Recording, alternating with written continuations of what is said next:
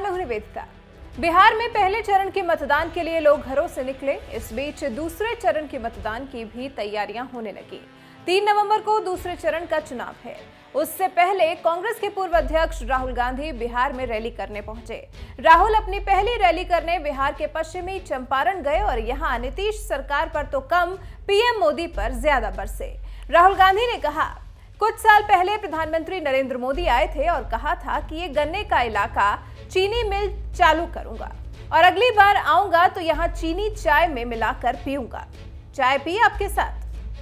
बिहार की जनता से पीएम मोदी के ही अंदाज में सवाल जवाब करते दिखाई दिए राहुल गांधी। फिर रैली के दौरान ही अपनी भाषा की मर्यादा को लांघते हुए राहुल गांधी ने इनडायरेक्टली प्रधानमंत्री मोदी की तुलना रावण से कर दी। कहा कि आमतौर पर दशहरे पर रावण के पुतले जलाए जाते हैं, लेकिन पंजाब में इस बार प्रधानमंत्री और अडानी के पुतले जलाए गए। इस बार पूरे पंजाब में दशहरे पर रावण नहीं, नरेंद्र मोदी, अंबानी और अडानी का पुतला जलाया गया। हालांकि इस बात पर राहुल गांधी ने अफसोस भी जताया, लेकिन ऐसा इसलिए हो रहा है क्योंकि किसान परेशान हैं। फिर राहुल गांधी ने रोजगार का मुद्दा भी उठाया, जिसका लगभग बिहार की हर एक पार्टी के जारी किए मैनिफेस्टो में जिक्र है। राहुल गांधी ने कहा कि बिहार के लोगों को दिल्ली, हरियाणा, पंजाब, बेंगलुरु में रोजगार मिलता है, लेकिन बिहार में नहीं मिलता क्योंकि नीतीश कुमार और नरेंद्र मोदी की कमी है। उसके बाद कोरोना काल की वजह से हुए लॉकडाउन में पैदल चलकर बिहार लौटे प्रवासियों का भी जिक्र करना राहुल गांधी नहीं भूले। कहा कि मजदूरों के लिए कोई इंतजाम नहीं किया गया। मोदी ने मजदूरों को पैदल भगाया। मैंने मजदूरों से मुलाकात की, उन्होंने बताया कि हमें कुछ टाइम दे देते तो हम घर चले जाते।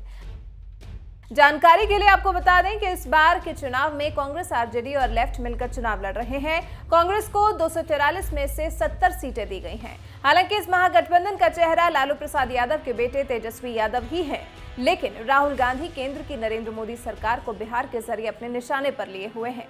बिहार का ये चुनाव वैसे भी नीतीश वर्सेस तेजस्वी यादव है। कांग्रेस के राहुल गांधी मोदी की बुराई के जरिए इस चुनाव को हथियाने की कोशिश कर रहे हैं, लेकिन नाम इस्तेमाल मोदी का ही हो रहा है, क्योंकि शायद राहुल गांधी भी जानते हैं कि नरेंद्र मोदी के नाम के बल पर ही चुनाव जीतने की संभावना है। इससे पहले राहुल गांधी ने बिहार में 2 रैलियों को संबोधित किया था। राहुल गांधी ने अपनी स्पीच में चीन और प्रवासी मजदूरों का मुद्दा उठाया था और अब पीएम मोदी पर निशाना साधा है। फिलहाल देखना दिलचस्प होगा कि राहुल गांधी ने जब दशहरा पर पीएम मोदी का पुतला फूके जाने की बात कह दी है तो इसका हिसाब बीजेपी राहुल गांधी से किस तरह से लेती है। वैसे आप हमें कमेंट करके बताइए कि क्या देश के प्रधानमंत्री के लिए आपको इस तरह की भाषा मान्य है। अपनी राय हमारे साथ जरूर साझा कीजिए।